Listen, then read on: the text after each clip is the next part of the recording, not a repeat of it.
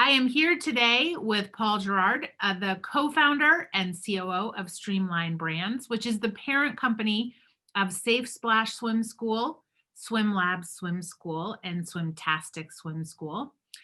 So I thank you so much, Paul, for chatting with us today. And I know we started working with you back in 2018. And I think I remember when I first reached out to you that you were doing an internal survey with your franchisees at that Mhm. time. So would love to just kind of hear from you on why you decided to start with FBR. Happy to. So, as you mentioned, we've done an internal survey for a number of years. And although that gave us some good information, we didn't think it gave us information that allowed us to benchmark across other folks in our same industry and just the franchise community as a whole. So we wanted to understand how we were doing compared to other franchisors. So that was one of the major reasons. The other one is because we were doing the survey internally, the franchisees didn't believe that it was anonymous. And so we didn't think we were getting the really frank and straightforward feedback that we were looking for in a survey. And that was solved by using FBR. That's a great point. And I think we hear that a lot, that there's just a little bit of they hold back if they're not sure how it's being used or so that's great to hear. So tell me kind of how has it changed when you got the data back? Do you share the information with your franchisees or how did you approach that survey because you were trying to build that trust with them, that you wanted that feedback from them and you wanted them to participate either anonymously or share their name with us, but kind of how did you roll that out with them? Sure. So first of all, we rolled out the survey. We made a big deal of the fact that we were going to an outside agency and it would be anonymous and those types of things.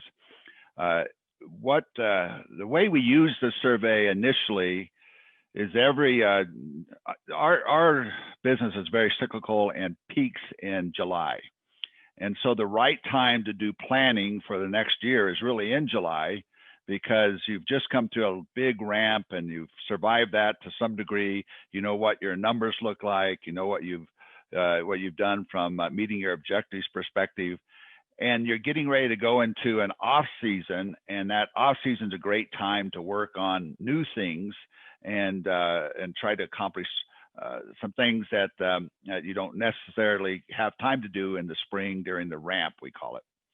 And so we survey both our employees with an internal survey, and we now survey our franchisees using FBR. And we take both of those surveys and a synopsis of what we've accomplished in the previous year, and we use that as the kickoff to our annual strategy session in July.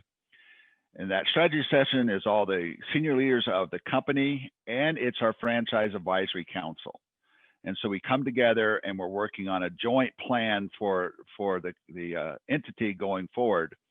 And so we actually give them a copy of the survey, other than the candid comments that are, the ad hoc comments. We give everything except that to the franchise advisory council. We give a presentation on it, and then we try to pick out the things we think are most important in the survey, most important things our employees are telling us, and then what we think we want to accomplish from a strategic perspective. We bring all that together, and that's the basis that we use to develop the new strategic plan for the coming year. And out of that rose tactical plans and those types of things. So we start there, and then our annual conference is usually in October, and we then present the survey to everybody in October, so all the franchisees.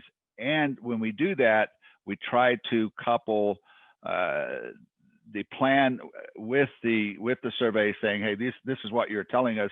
Here was the plan that we created to address that. And so far, just in a few months, this is the progress we've made against that plan.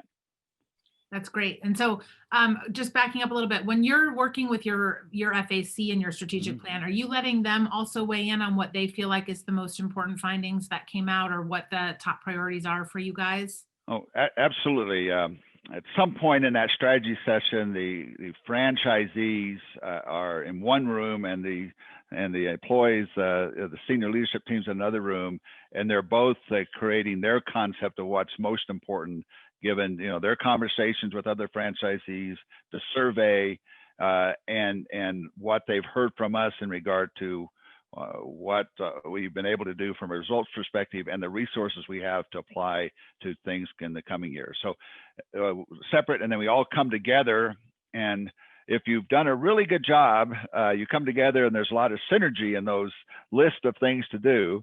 If there isn't, then you have to work through that. On our last session, literally the top 6 items that the Franchise Advisory Council had and the top 6 items that the leadership team had were the same. The priorities were a little different, but they were the same 6 items. So Yeah, that's so good. it really is good to keep us aligned. Yeah, I love it.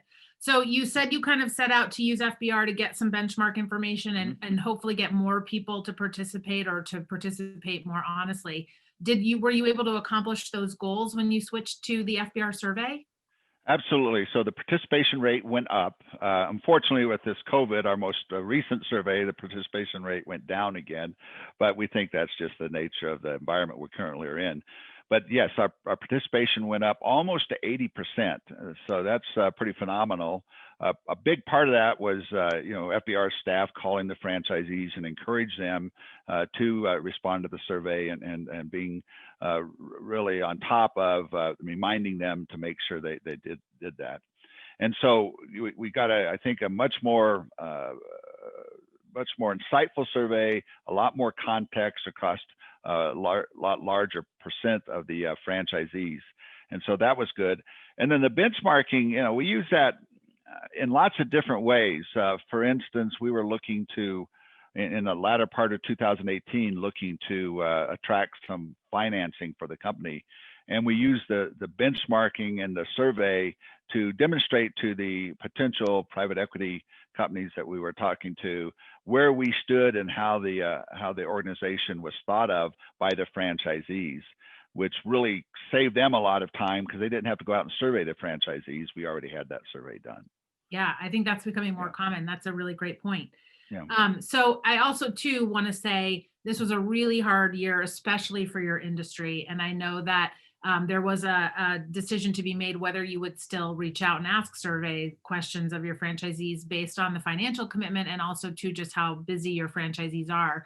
So I do commend you for continuing that work. We do say getting that feedback annually from them is important. And I think you just demonstrated that you really are using their feedback to help you guys figure out what's most important. And so I just wanted to take a minute and say that I really am glad that you guys continue to do that. Well, thank you. And thank you for working with us on it. Yeah, absolutely. Is there anything else that you want to tell us as we wrap up? I am glad that you're getting the value out of it that you set out to deliver from it, and that it's well received from the FAC and the franchisees too. No, I think it's been an invaluable tool to us, and we I think leverage it as much as we possibly can. I like the fact that you're able to ask some of your own questions, not just the standard questions that FBR asks all franchisees.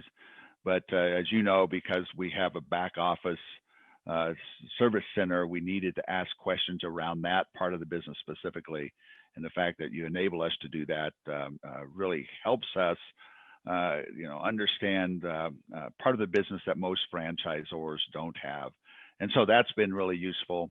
And I can just say, your staff is wonderful to work with, and I've really enjoyed the relationship.